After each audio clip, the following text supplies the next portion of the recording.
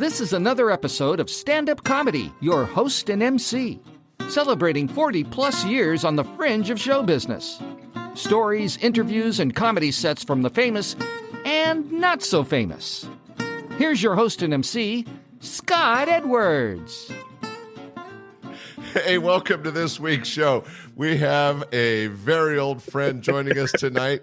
There he is, ladies and gentlemen, direct from Florida. Let's hear it for Bruce Smirnoff. Bruce. How did all these people get into my room?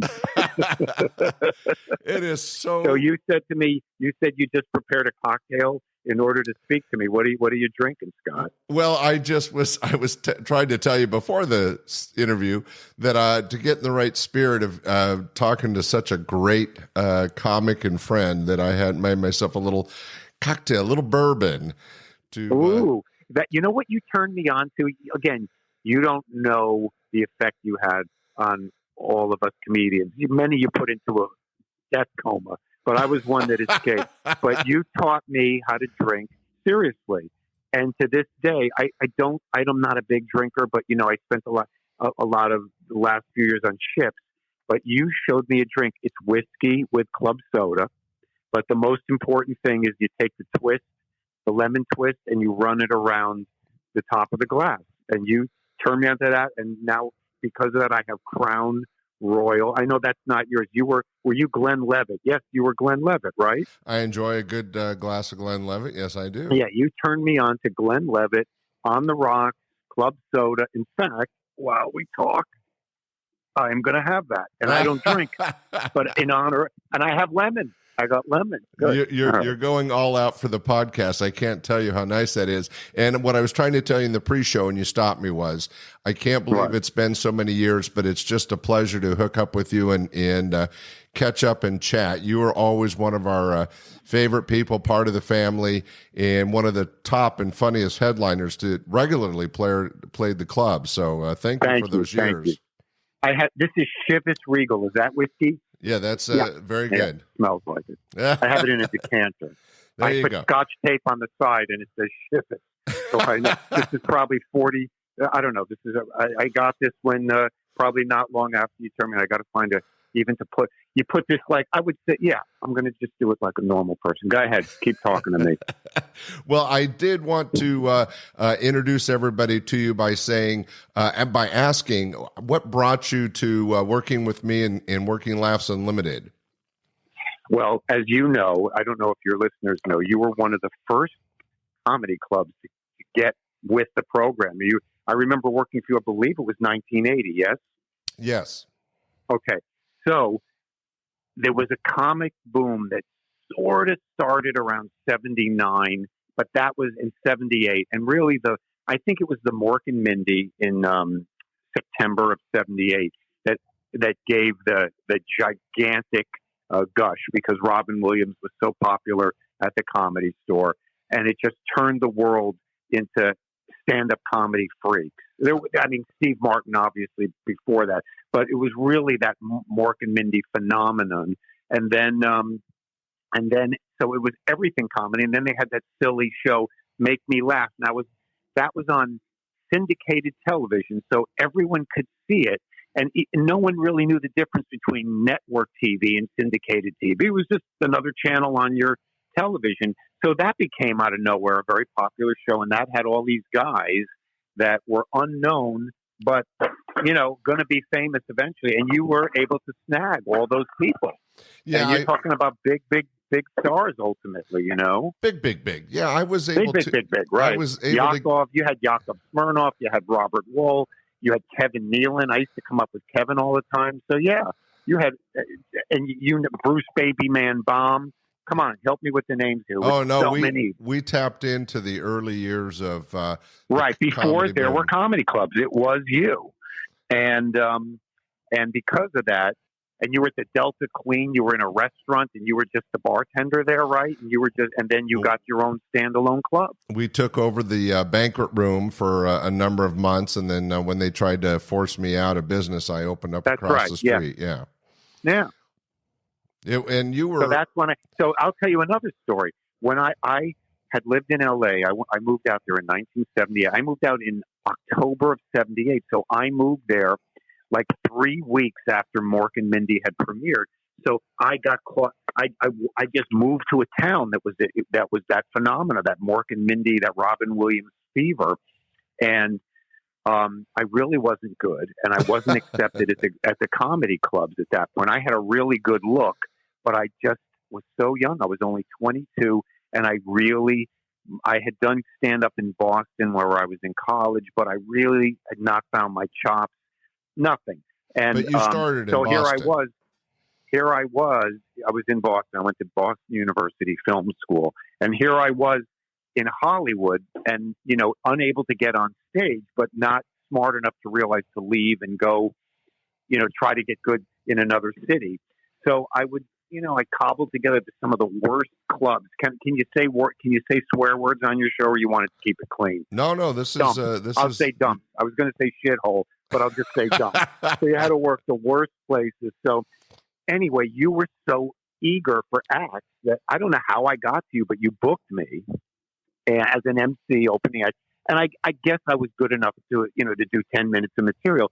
But the story that was amazing was I was never a great flyer, but from 78 to when I worked for you, I didn't fly at all. And I guess I was getting a little neurotic, and I developed, your gig was in Sacramento, and I was going to be taking a plane that wasn't like a DC-10 or a 747. And I got so scared that I was going to take the bus from LA to Sacramento. And I had my friend drive me to the bus station in downtown LA. And you had to leave like at 2 a.m. to get to Sacramento by 5 o'clock the next day. And I got to the bus station, and there were so many horrible, derelict people. I started to fear for my life. I said, I'll go on the plane. We'll go down. I don't care. I'm not going on a bus. What am I, out of my mind? And I never had my fear of flying. It was all stopped because of you. And I never, for the rest of my life, which of course entailed incredible amounts of flying. Never another day. Yeah, and we can say that you safely avoided the transit buses all those years, thanks to Laughs Unlimited. That's right. These are things you have no idea, but that I experienced, on my way to your club, in your club. I want to tell quickly, you housed us in that beautiful Governor's. I think the governor lived in that condo. Yes. It was a tall, high-story building in downtown Sacramento. And then you learned, unfortunately, not me, but there are other comedians that are slobberoos, have no respect for anyone, and they trashed your beautiful condo, and then you took us on a series of these homes that you would buy in the most condemned areas of West Sacramento. We're trying to find somewhere where the comics fit in. That was what it was. Right. Yeah. I remember that house, and the neighbors had like a German Shepherd dog, like a guard dog tied to a metal post in the yard to keep away the bad people. And it was right outside my window. And it was so miserable. Anyway. Well, we went out of our way to make everybody feel at home. Yeah. One of the weeks that I worked for you, so let me explain to your listeners what it's like when you do a comedy condo or a comedy house. There's the master bedroom, goes to the headliner. Then the small bedroom with the bathroom in the hallway, that's the middle act. And then if there's an opening act that's on the road that week, they get the living room with the pull-out sofa. So I show up and with Larry Miller, the great Larry Miller, who's as big of an actor as he is a stand-up comedian. He was the headliner, Tremendous. And I was the middle. And as we're getting assembled, we hear a thing at the door, and there's this elderly man. Now, when I say elderly, he's probably like 67 years old, but I'm 63 now, so I can't call myself elderly. So to me, he was elderly. I was like 31 years old, maybe 20. I don't remember. So he comes in, and I'm like, who are you? And he goes, well, I'm whatever his first name was. I'm the MC this week. And he's dressed like in a business suit, but nothing fancy. And I'm like, what is this guy? He's the MC, and he's at this age. Who is he kidding? And he comes in, well, where do I stay? And I go, well, Larry has the master bedroom. I have this bedroom. You get the pull-out sofa. Wonderful. And he's like a happy camper. He's, and he's setting up, taking out stuff out of his suitcase. Anyway, he wasn't that good. But you could see he was really trying to do what he was doing. And I ignored him because I'm a prick and I'm jealous of everyone. And I did, if he couldn't help me, I guess he wasn't worth being stuck. Whatever. I was just, like any comic was back then. Well, sadly, over the years, I wish I could put a name to that person, but there was literally. Well, let me finish the story. We'll sum that up at the end. Oh, okay. So this man comes and goes. That's the end of him. Fast forward. It turns out, I believe, I maybe have the company wrong. He was the owner and president of Mary Kay Cosmetics. And he was one of these people that did everything in the world.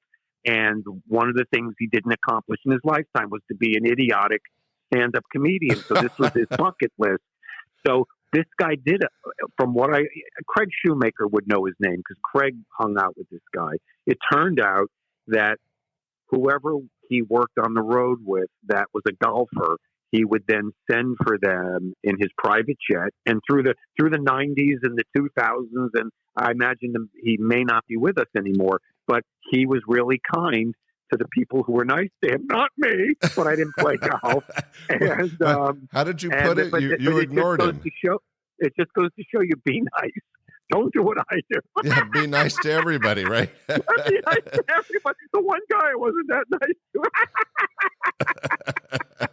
I could have been vice president of America. Well, I'm in a 55 and over community in Delray Beach. Instead of running Mary Kay. Well, that sounds like it had an important part of your life in the sense that a lesson learned, right? Can't judge a book by its cover. Come on, with my horror stories, that's a fleck of dust. A fleck of dust. A fleck of dust. Now, like I said, I just want to be specific to Sacramento, even though I'm sure your listeners are nationwide, worldwide. I just want to get to feel Sacramento is the capital of California, and it is. Other than Cops, you were the only action that was in that city. Oh yeah, I love definitely. the episodes of Cops from Sacramento because I can almost smell the neighborhoods. Because I went there so many times because of you. I must have been in Sacramento 20 plus times. Oh, at least. And you worked the other clubs I owned too. You didn't work just downtown. You did. Well, I did Citrus Heights. Birdcage, and then Stockton. And then there was that guy. I'm blanking. I want to say it wasn't Esposito, Joe, and God, he was so famous. And you broke them in, and they wound up bigger than you. That last laugh. That happened a lot. Yes. Yeah, and you were. Okay. I remember one night. You were like, "Hey, Bruce, come over here." I go, "Yeah, this is Joe and Christine Torres." Right. And you said, "This is Joe and Christine," and their partner was he was Esposito, but he was a nice guy. And I think they were building houses, or they were like guys that were blue collar guys. I don't remember exactly, but you introduced them to me, and they're going to open up a comedy club, and they came to watch you and see what it's all about. And I said, "Nice to meet you," and they wound up hiring me. It's so hard to get work as a comic, and it became that way because comedy got so hot. But there was a point because of you and the Torreses. I mean, if there's any comedians listening to this podcast, it got to the point where I lived in LA. I really wanted to try to my hand in acting and possibly get on TV and film. So I only needed 15 weeks a year. And it's so hard to get that. But in those days, because of you and those other people that you started, you would just pick up the phone and, you would answer the whole. I go, "Scott, it's Bruce Smirnoff." "Hey, Bruce, how you doing?" "Good, Scott." And then you just go, "Okay, I got my book open." And you would just give me between your two clubs, I would get 2, 4, 6. I'd get 8, 10 weeks a year. And I'd close my calendar. And, whatever, light a joint, whatever I did, and that was work. You were good. Then I'd pick up the phone and I'd call San Jose. "Hi, Christina Torres." "Yes, it's Bruce Smirnoff." "Oh, hi, Bruce. How are you?" "I'm fine. How are you?" "I'm very good. Thank you." "Do you have your book open?" "I have my book open." And they would give you, they had Portland, San Jose, Tucson, no, Phoenix. They were very and successful. They had one more. Why am I blanking? Anyway, I think it was 3, maybe it was 4. And then they would give you 4 weeks.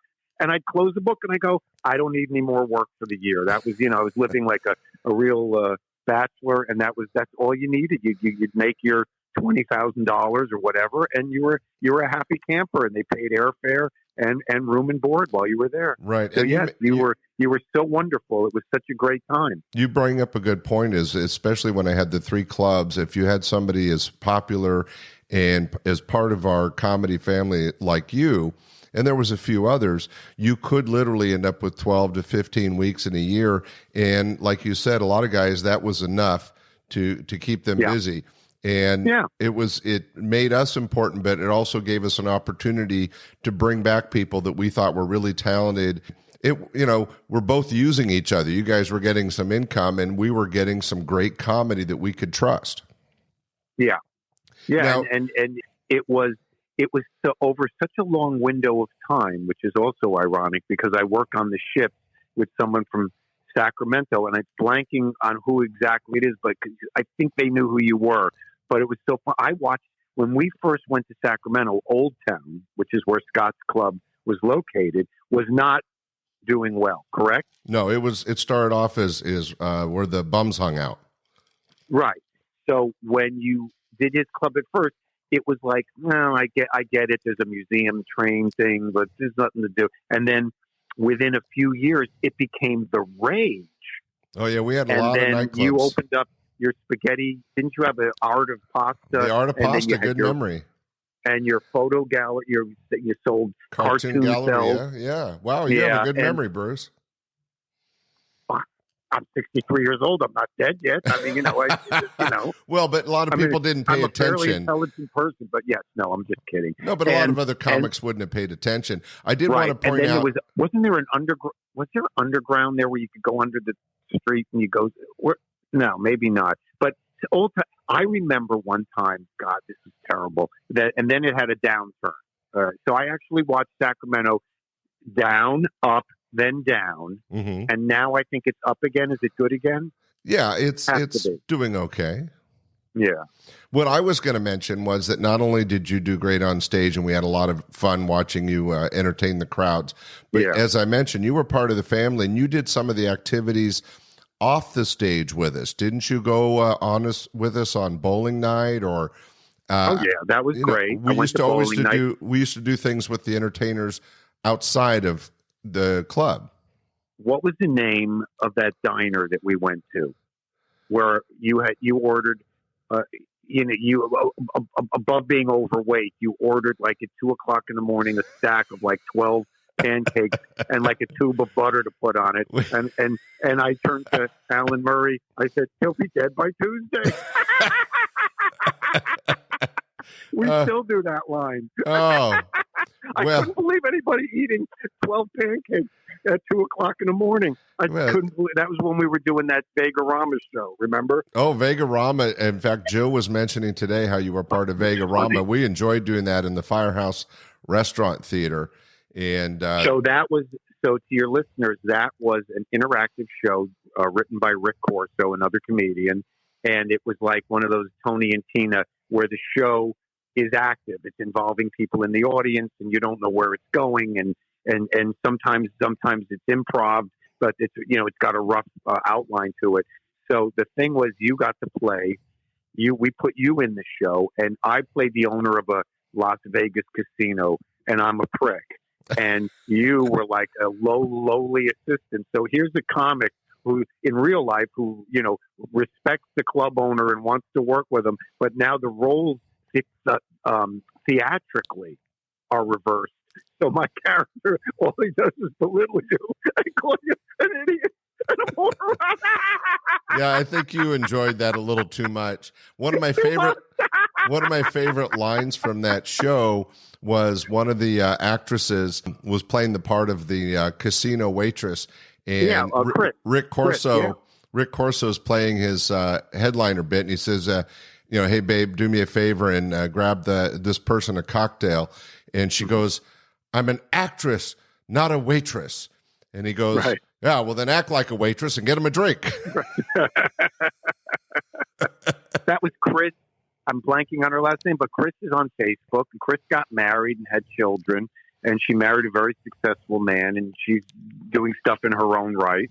But yeah, remember, she used to date Richard Jenny. That was her boyfriend. Yeah.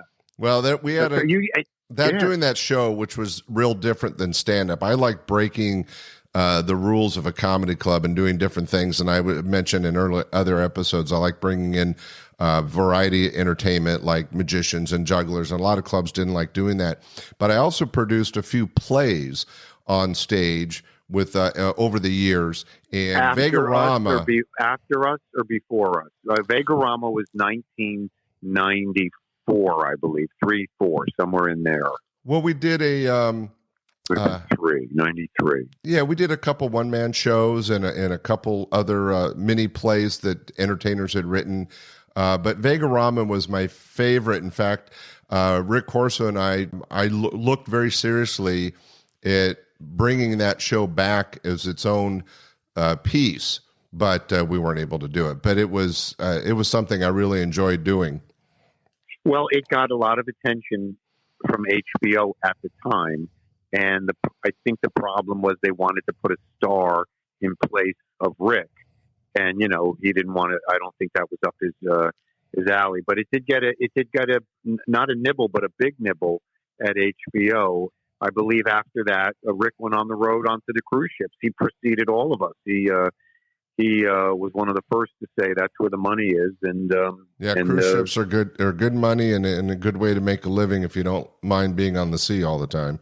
Now you did rough. A lot of. It's a very hard thing, very very difficult. You did a lot, but that's where most entertainment now is focused, is working the cruise ships. There's so many of them. Well, you've been in show business a long time, and you shared a couple stories about working with the club. But you probably have a story or two about being on the road. For example, Jill said one night after the show you were having a drink in the bar, and you told her you were hanging out with Bruce Jenner at a Hollywood party before he came out. No, I was riding with my friend Billy Reback. We were a riding team, there were a few other members of it. And Billy was really the star of our group of writers. Billy's a brilliant writer. He went on to produce Home Improvement, blah, blah, blah. He's a very, very talented writer. And he would get hired to do these, like write jokes for somebody for giving a speech, because he could just come up with jokes on the spot. So he comes to the session. He's late one day. He gets hired, to write for Bruce Jenner, the Olympic. Yeah, we know Bruce Jenner. Yeah. And he goes, yes, I was up in Malibu, and I was working with him writing jokes for his presentation. But he was like nail polish, and he's like he's got like makeup on, and I'm like, yeah, okay. So listen, today we're going to work. No, you don't believe me, do you? Well, so, a lot of people wouldn't Bruce believe Jenner. This famous decathlete was a cross-dresser. Right. And so Bill goes, no, he had makeup on, and he was like wearing like chiffon. It was men's clothing, but it was chiffon, and it was this. And I'm like, okay. So I just remember putting that in my head, and then we moved on for the day, and then that happened. You want the Bill Cosby story? I don't know if this is political. Who cares? Who cares? So he got hired to babysit Bill Cosby from Atlanta, a flight from Atlantic City to Washington, D.C. because his cousin was producing a show. His cousin was a big agent, and whatever it was, he said, Billy, I can't be with him. He needs around the clock attention. So can you just accompany him and, maybe give him some jokes or go whatever, just accompany him. So Billy accompanied him on a flight, and he said all he did was harass the stewardesses and make, like lewd comments and then put them down when they walked away because they weren't reacting to him. He was having a miserable time with them. Just wow. In short order. Well, this had to be, so Bill was a little older, but maybe not infamous. It was 1984. In 84, he acted like that? Yeah. And needed to be babysat? I said, sad. You're talking about America's dad? And he goes, oh, he's a bad guy. He hates he hates white people, blah, blah, blah. He said he treated me like he was trying to antagonize me because he knew I was the guy, the producer of the show, his cousin, and he was just trying to antagonize me, but I saw how he treated the stewardesses just terribly, sexually, comments to them. Listen, whatever. That's a whole nother can of corn. We don't have to go into that. So yes, I have, I was the doorman and host and MC at the Improv, the world famous Improv in Hollywood, California. Down on Melrose, right? On Melrose, from 1979 to like 83. And I always hung out there, but in those years I was like, trying to get on performing, and I was the MC. I was like right under, helping Bud Friedman, and then Bud took on a partner, Mark Lano, who then took the club from almost bankruptcy. I was there the night, or the afternoon actually, when the liquor people came, and they like shoved a receipt in my face and go, "You don't pay this bill, you're never going to have liquor here again." And I just went, okay. But I mean, I'm looking at the guy going, "This is not my club. Yeah. You can't talk to me that way. I don't have the money to pay you, and I'm not going to pay you. I don't care if you bring liquor here or not. I'm not the guy." But anyway, so Bud was really on the balls of his feet, because Bud had the idea, but not the execution. And he never did. He was always more of a showman, kind of a small man's P.T. Barnum. He was the idea and not the execution. So he then, out of last resort, he got this guy, Mark Lano, who was an actor and an acting coach, very talented in both ends, and a guy who had a business sense of how to run something. He got him to partner with him and to turn the club upside down. Like when I worked there, everybody was stealing, it was just everyone was stealing, and we did no business. And Mark Lano turned it around. And at the same time that he turned it around, this show, Evening at the Improv, came about, and it looked like a very small adventure at the beginning, but it turned into a very long-lasting series that really helped the Improv. And the thing with the Comedy Store, just a half a mile away, owned by Mitzi Shore, was that when she was approached by people to do television, Mitzi was a real control freak, and because of her control issues, no one would want to make a deal with her, so she kind of scared people away. So as the Comedy Store was bigger, way bigger than the Improv, it did not attach itself to these other She missed media. the opportunity. Well, yeah, in a way. I don't want to put her down at all, because I loved her very much also. She but was a genius. She missed that opportunity, and Bud picked up the opportunity, and Bud became, and Mark, extremely successful, and they turned their lives explosive, positive, so wonderful. Yeah, and Evening at and the I was Improv, there for everything. When it came I'll out, tell you a funny story. The book Wired.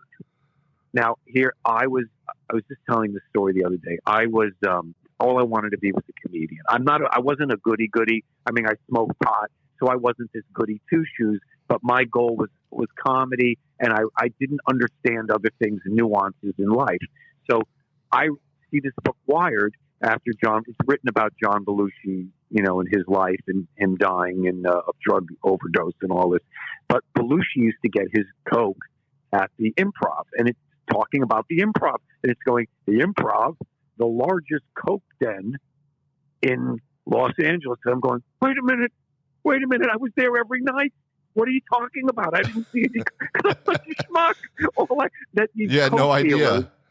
It's funny. There's 4 tables in the restaurant. There's a restaurant area of the Improv, circa 1981. Okay, and so obviously with a square restaurant, there's 4 corner tables. Well, one table is Bud Friedman and Mark Lano's table. So obviously that was their table every night. But the other 3 corner tables were these coke dealers that the book refers to. But I knew these guys, but I was very friendly to them, but they didn't do cocaine. So all I knew was I once said to Guy X, because I'm not going to mention names here, but I said, Guy X, I go, what do you do? He goes, I'm a movie producer. And I went, oh, that's wonderful. I never checked. I didn't care. I thought maybe he'll put me in a movie. So to me, he was X, was a movie producer. End of story. Then there was the other table. And this guy, his name, we'll call him Y. And I would say, why? What do you do? And he goes, I'm a male nurse. And I went, oh, my goodness. The world needs nurses, and we need male nurses. You're doing something. What do you come here at night for? I just like that. I'm around a lot of pain with the patients all day, and I like to have a They all had a story. That's beautiful. These are the biggest coke dealers in history, and I'm listening to their nonsense, right? Then there's another table, and this guy, great guy, he owned a store that dealt with vintage watches. And I just figured that's what, because I used to bring my vintage watches and I would get on the road at pawn shops and he would fix them. So I thought he was a watch guy. Everybody was the front. And the stories you read, I'm going, this was all going on. What a moron I was.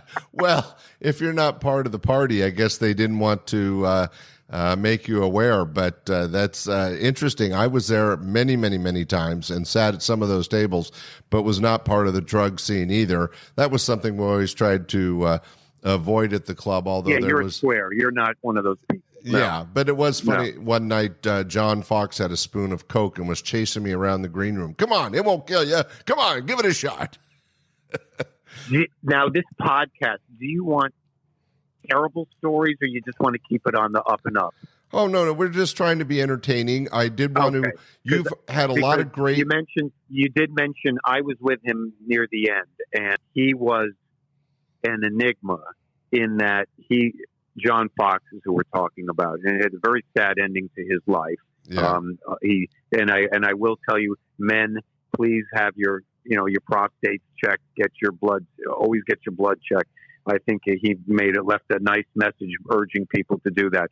But he was the example of why we couldn't stay at nice condos.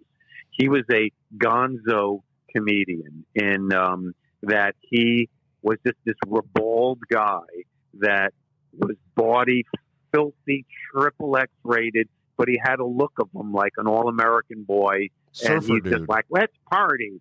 And you can Google him or YouTube him. But he had a magnetic thing, a hypnotic spell over the audience. So even though his material was filthy, not creative, and I'm not putting him down, but there was nothing there but a barroom, drunkish guy telling these jokes, but standing ovations, 52 weeks a year of work. But he lived his life. You put me in that condo with him one day, and I come up one night, and he's like having sex with like 3 women. I'm trying to watch a baseball game. Can you take it in another room? And he's yelling, batter up. I couldn't believe, again, I'm not approved, but I don't, this stuff was like, I can't believe I grew up in the suburbs, Connecticut. I never saw behavior like this, people having open sex in a comedy condo. But he's another lunatic, probably with the throwing the furniture off the balcony that led to the demise of Scott Edwards. Yeah, John, up in that nice building. Yeah, if you go to the dictionary. Do you drink coffee? Drink coffee? No. Okay. When we stayed downtown, then you took us to another place that wasn't as nice, but still nice. When we left that tower building, and I found this coffee. This is when I first got into specialty coffee, and I'll never forget the name. It was called New Helvetia, and I think that's a dog. I think I think a Helvetian is a Dalmatian, something like that. And they were located, I don't know where, but right in the heart of where where people come out of Senate, and then their restaurants were, and that was the coolest. We're talking like 1982. This is like was a very hot place before Starbucks did anything, and that was it was built around the roaster in the middle of it, and the muffins and the coffee, and they were great. And I Google them sometimes, even the name, nothing. It was all pre-internet, so nothing ever. I just wish those people. I hope they had good, successful lives because they had such a great place down there. Well, Bruce, I want to get back to your comedy. You have some. Why? Go ahead. Because it's funny. You've got great Let me bits. tell you a funny story. Where did you get your comedy from? Well, as a kid, I listened to Bill Cosby records, and Bill Cosby had like no effect on me, and yet that's what I think hooked me. Where his albums were so amazing, and I grew up very isolated in I want to say suburbs, but more country than suburbs, and I couldn't express myself. So these comedy records, did it for me. So I would say Bill Cosby, and then comedy in general, watching the Ed Sullivan Show, all that stuff. And then I guess Robert Klein, which is a lot of the New York guys. Yeah, I could see you being like Robert Klein. He was the password. He was like the gateway to so many of our generation.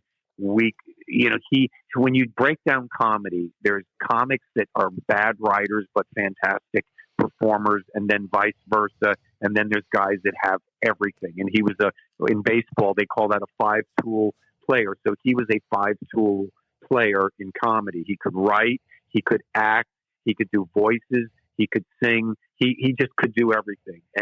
And he made it look so easy that all these knuckleheads like myself and all these guys that were influenced by him, even I think Leno was totally influenced by him too. And Leno wasn't a Jewish kid from the city or the suburbs. He was from Massachusetts, but he was a influence on a whole first generation. And what's interesting is Robert Klein, as great as he is, he did not achieve this fame he deserved because it was just so New York and so cool and so hip. And he was early before the real boom of stand-up. He was more the hungry tiger. He created the boom.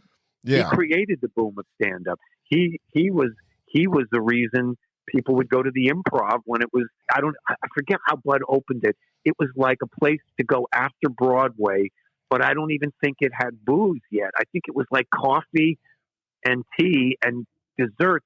You'd have to read his book.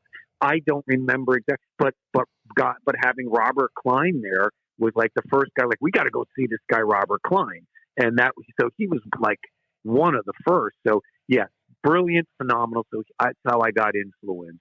Yeah. By his album. Well, your comedy, it was always hilarious, and you had a great mixture. Not that great. No, you did. You had a good mixture. What I liked about your act, what I think the audience liked about your act, was that you had smart material, but you had an expressive personality.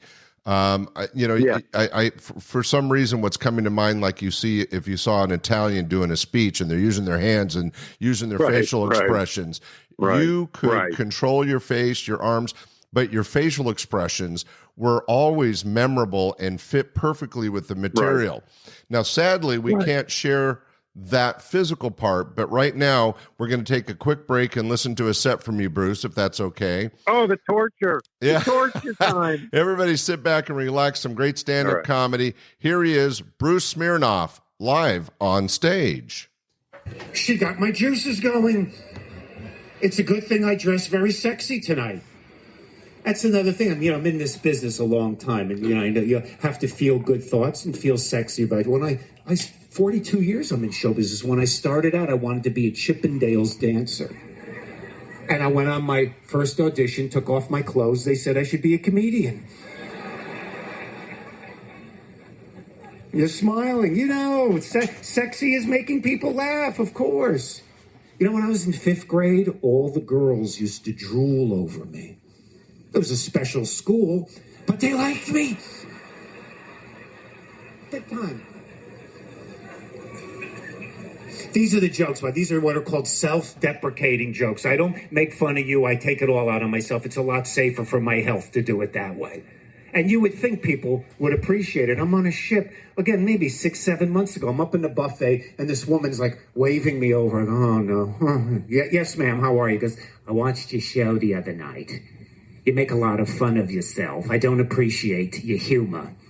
I happen to think you're a very handsome man. And I said, thank you very much. And then she turned around and walked into a wall.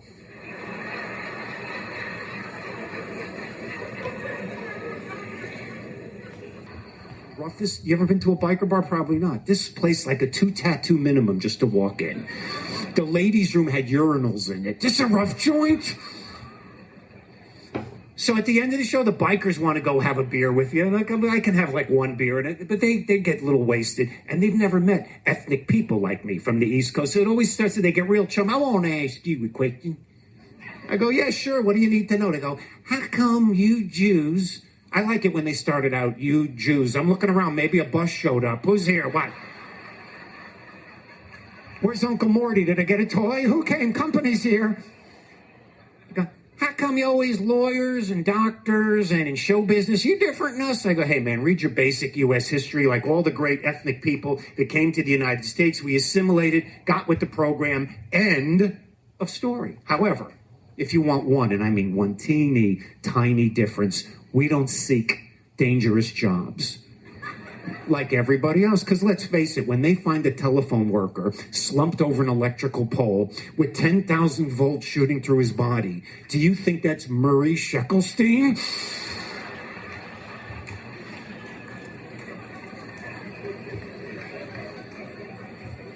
You are such a nice group. I'm only up here for like 3 days. These are very short gigs up here. We love this so much. Back to my life in Delray, and then there'll be more blind dates. That's what my life has come down to. The people in my community fix me up. Now I'm looking for somebody my own age. I like 60, maybe 59, 61. But they fixed me up. My last blind date was I think it was in April. She was 40 years old, lived in Boca. I went to pick her up at her condo. She opens up the front door. I look inside. There's a 3-foot iguana running around. I said, what the hell is that? She goes, it's my baby. I was afraid to ask who the father was. And we get in the car. We're not together 2 minutes. She starts making announcements. Bruce, in 1 year, I want to be married and have a baby. I looked at her. I said, you don't get many second dates, do you? I said, kidnappers give the hostage's family more time to go over the ransom note. She goes, I'm sorry, it's my biological clock. So I tapped her on the forehead. I said, I just hit the snooze alarm. I took her to the Cheesecake Factory. It's like my favorite place. We get in. Waitress hadn't even arrived yet with the menus. My date leans across the table and she goes, hey, Bruce, you think I should get a boob job? I didn't know what to say. I said, why don't you have one done, see if you like it? I was being tortured. I was ready to confess to the Lindbergh kidnapping, okay? Do you ever feel that God has put a curse on your life for something you did a long time ago? You got to pay for it every day. It's true. I think it all started when I tore up a chain letter in 1971. Never should have done that. Then my date starts telling me about the ex-husband. I don't want to hear about the ex-husband. My ex-husband was a crack addict. I said, if I was married to you, crack would just be an appetizer. Then the food comes halfway through the meal. Another announcement. Bruce, where do you see this relationship developing into? I said, a murder-suicide.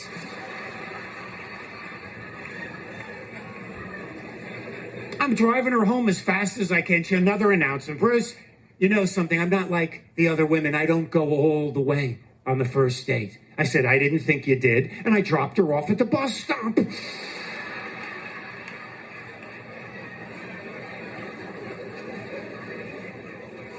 You're so lucky. You're so lucky you found one another. You know, my family came to the United States. I don't know what our histories are said, but they came from Russia. 1906, they fled. And to this day, when I meet these new Russians that come to America, oh, these are the hottest women. I got it. So I go play around on the internet. I found this one website, RussianWomen.com. And I found this one woman, she's living in Chechnya. This is what her profile said. Conditions in my country are so horrible, I will do absolutely anything to get out. Now that's what I want to hear. So I emailed her my photo. She writes back, I think I'm going to tough it out here for a while. Thank you very much. You guys you're on fire. You're the best. Thank you all. Thank you. Thank you. Hey, ladies and gentlemen, that was Bruce Smirnoff live on stage. Thanks for sharing that with us, Bruce. Is anyone still listening? Yes, they're still out there. They're throwing their computers out the window. Hey, you and I sadly have not seen that much of each other over the last 20 years. Why don't you catch us up? What have you been up to? Well, I left LA. I had written a one-man show. And I tried to, it was actually very well received. And if I may say so, it was a great show. And it got me almost to what I wanted, which was always, to be on a sitcom. And this would have gotten me kind of like my own show, but it didn't happen. So for the first time, I was in LA for 23 years, and for the first time I started to see the cracks in the veneer. Like, I don't know if I can keep taking this. So I stayed another 2 years, and I took the one-man show. I knew it wouldn't go on. It wouldn't become a sitcom, but I turned it into a mockumentary, like a fake documentary. Right. And I had the script. I composed it with my director, Dan Cohen, and we had it. I went to digital film school. This is it was the beginning of the digital video, where it would look like film, which is what we see everything on TV now. This is the beginning of it. So I could have made this film for less than like about $30,000, and I had that money allocated, and I was going to make this mockumentary. And then Larry David's fantastic show came out, and I really felt that, first of all, Larry David was a god to television, and with him and Jerry, I don't have to explain it. And when his show hit, it was given a 10-year contract, and my show wasn't the same show, but it was in that vein. And I knew that it was just, there was no way, even if I spent this $30,000, I honestly believe it would have been pissing, down the drain. So you never So did the production. What is it? What do they call it? Come to, what's that town?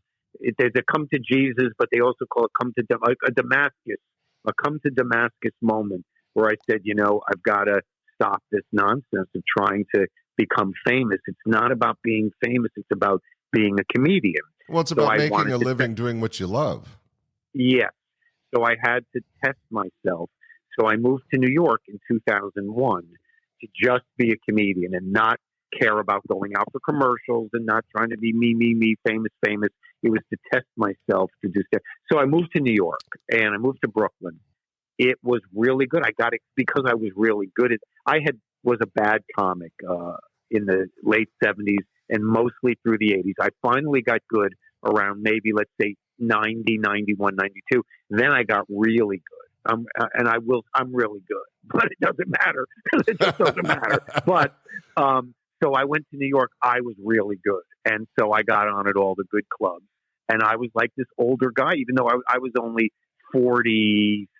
Yeah, that's old for comedy. Yeah, that's old for comedy. So these young guys loved me, and they would gather in a room, and they all started to talk like me. It was very funny. And my audience, like at the comic strip in New York on a Friday and Saturday night, you're talking about like 18-year-old Puerto Rican kids from the Bronx and Brooklyn kids and all this stuff. And I'm killing because I'm like their father. It's almost like how Rodney, when Rodney was like a generation or two older when he hit. He became a hit in his 50s, mid to late 50s. Right, exactly, yes.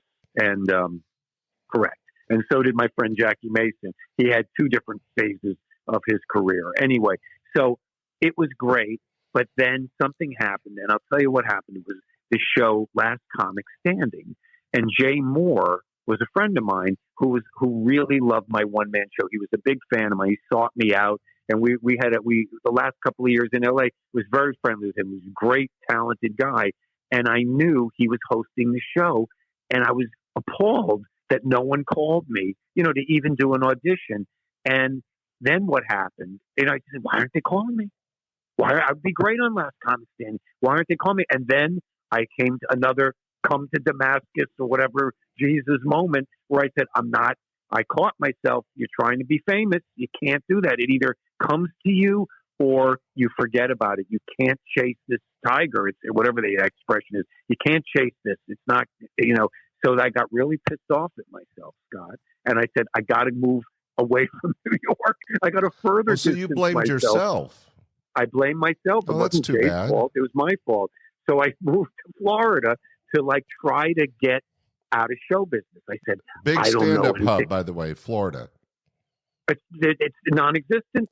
It's like trying to find a swimming pool in the desert, right? So I moved to Florida, and I'm trying to. I have no business sense. All I know is trying to be a comedian from 18 years old. I don't know anything else. So I'm trying to, with my savings, I'm trying to find someone.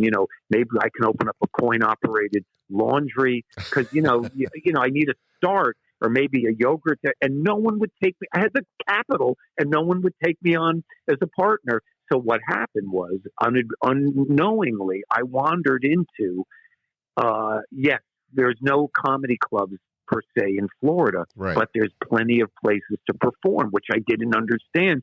There's all these senior citizen places. So with a little bit of, I had become this young babe, even though I was 46 years old. I was now a youngster compared to these 80-year-old people. And the performers who performed for these 80-year-old people had also become 80 years old. And there was no one in between that gap.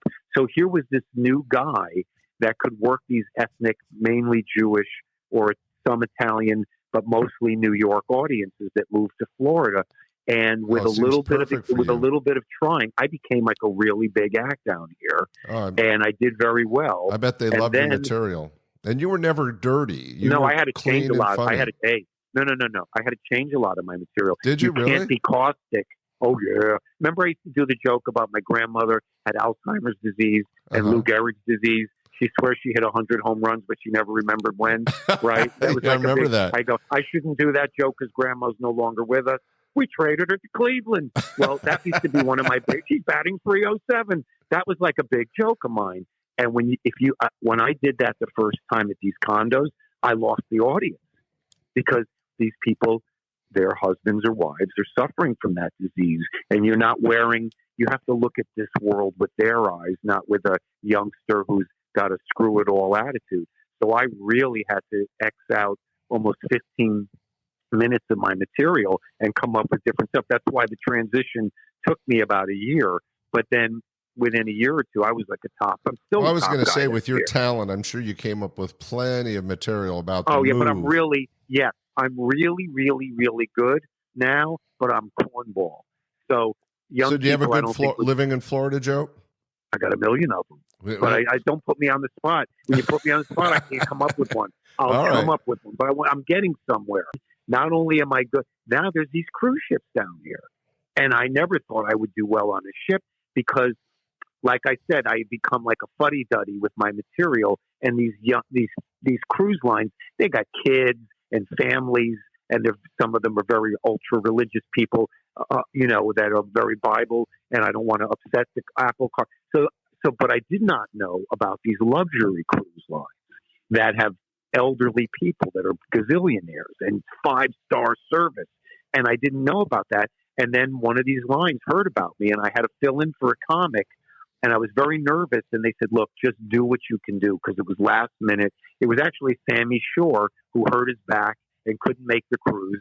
So they said, can you be at the port in like 3 hours? I say, I live like 10 minutes from it. Sure. So I went on the ship. So this way was the best way to get on. There was no pressure. If I didn't do well, no problem.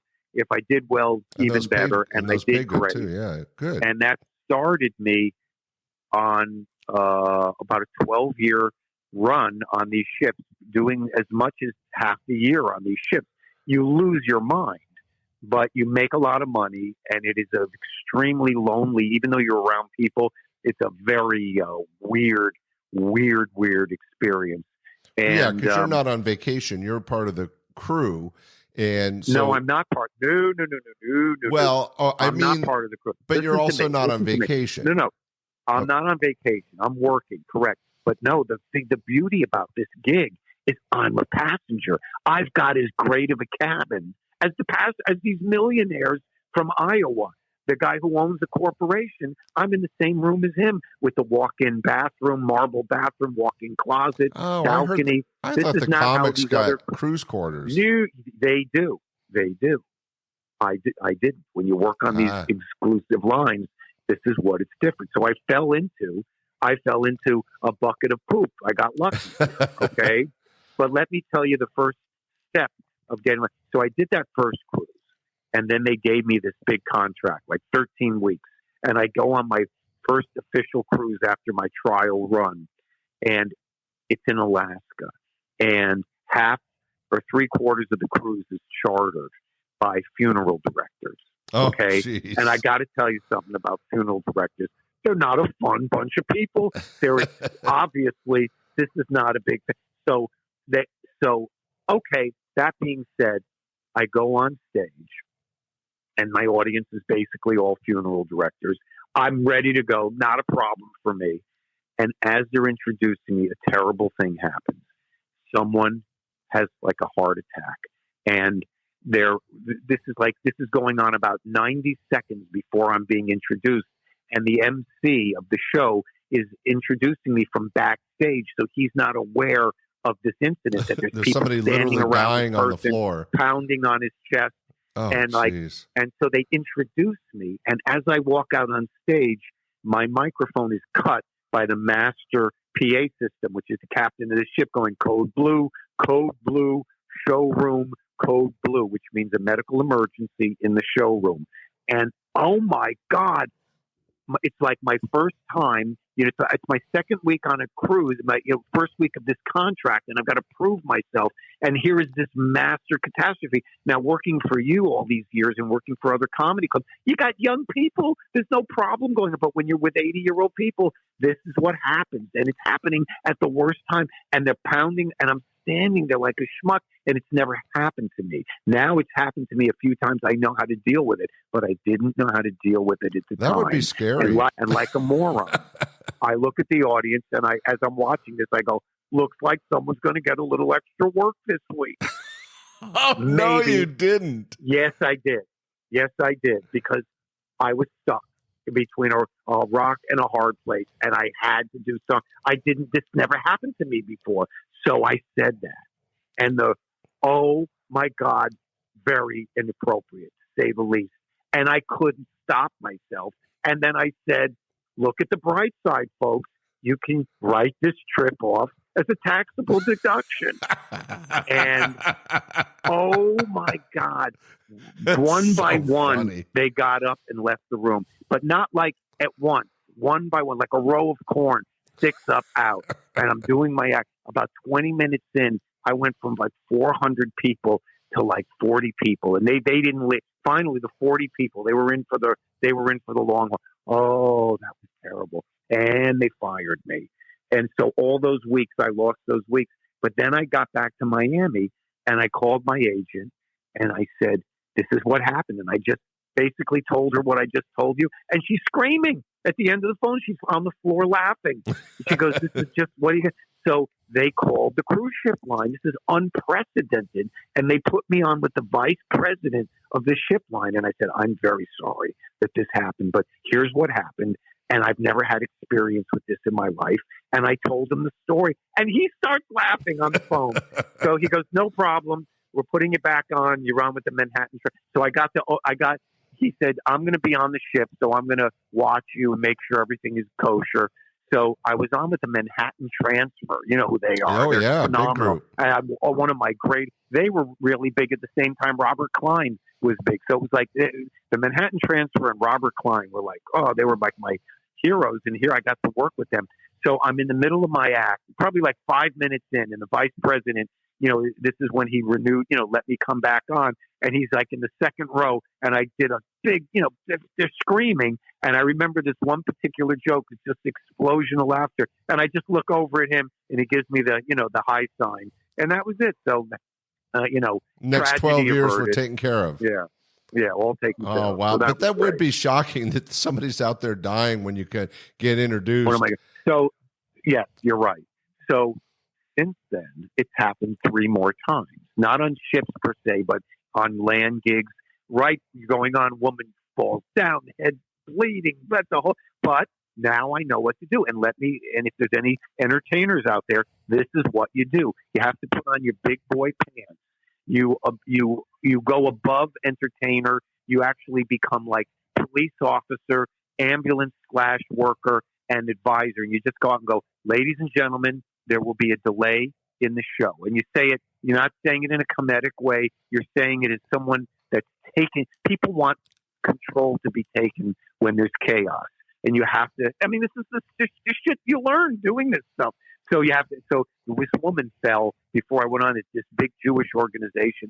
With their blood all over. She didn't die or anything, but blood, and they're mopping. And I just want to, ladies and gentlemen, there will be a delay in this evening show. And they got it all taken care of. They took her out right in front of everybody in on a gurney and the whole thing. And, I went on, And the show was like, they knew what happened. I knew what happened. So they laughed politely at my jokes, and I did my act, as good as I could after seeing such a terrible thing happen. So all in all, it was like an okay experience. I didn't bomb, and the audience wouldn't let me bomb because they understood what had just happened. But those are the kinds of things that happen on the road that you just can't plan for. And you have no. Now I can. Now I can handle almost anything. Like when you're on a ship, they have these codes. Like if it's code blue means there's a medical emergency, and if God forbid there's a fire, that's code Bravo. What's the code for iceberg? Listen, you wanted a joke. I was in the middle of a joke. You're interrupting me, just like you always did. You gotta interrupt, because then I was going to say, and if somebody jumps off the ship, it's code refund. And that's a great joke, and you had to step on it, but you always step on it. Oh, Bruce, I'm sorry. You're the best. No, crazy. So it sounds like you did some moving around, but you settled in somewhere where you're comfortable. Do you know that I was with Jeff Burkhart? You remember him, right? Yeah. You got to get him on this podcast because he has become maybe one of the top comedians. He's on the ship so much now that I don't think he gets a week off. And he's saving his money. But he was just starting out, and he was working with me at your club. And you're bending over backstage. You were fixing something, and you're like giving me an order. Go, make sure tonight, whatever you say. And Jeff and I are walking by you, and like the crack of your ass is like exposed while you're like trying to fix a wire. And I just looked at it, I said, blow it out your ass. And Jeff Burkhart to this day goes, you said that to a club owner. I said, that's Scott Edwards. It's not a club owner. It's Scott Edwards. Well, and to this day, whenever he calls me, I go, hello. I'll just hear, why don't you blow it out of your ass? Well, thank you for sharing that moment. Yeah. But well, you're a very funny guy, and I think that you have lots of opportunity, and your experiences on stage have made you one of the best reactive and entertaining comics that we've had. And like I said, you knew I won't agree with you. I'm really good, but I won't. But not some of the greatest you have. We but love you were trying Uncle to wrap Brucey. Up the show, I think, right? So I'm stepping over you. I apologize. No, that's okay. Yeah, I step on your jokes. You step on my podcast. It's fair. Hey, I did want to say thank you for doing this. We enjoyed your comedy set. I've enjoyed catching up and hearing what's been going on and some of the stories from the past. Bruce, always a pleasure. We're going to not let another 20 years go by. Let's stay in contact. And thank you, Scott. Thank you, listeners. Thank you for listening, and I hope you enjoyed the show. Everybody in the audience, and if you ever make it out to Florida, you look up Bruce Smirnoff. If you're on the cruise ship, check out. They can find me on YouTube, Scott. Just have them Google me on YouTube. Have them look me up. Well, there you go. We appreciate you listening. We hope you enjoyed the show. There's going to be a new show coming out next Sunday. And Bruce, what can I say? It's been a pleasure, Scott. Long, pleasurable journey with you, and it's not over yet. No, it isn't. All right. Thank you, ladies and gentlemen. You have a good week. Bruce, you take care. Thanks for listening. Bye. We hope you enjoyed this episode of Stand-Up Comedy, Your Host and MC. For information on the show, merchandise, or to send comments to Scott, visit our website at www.standupyourhostandmc.com. Look for more episodes soon and enjoy the world of stand-up comedy. Visit a comedy showroom near you.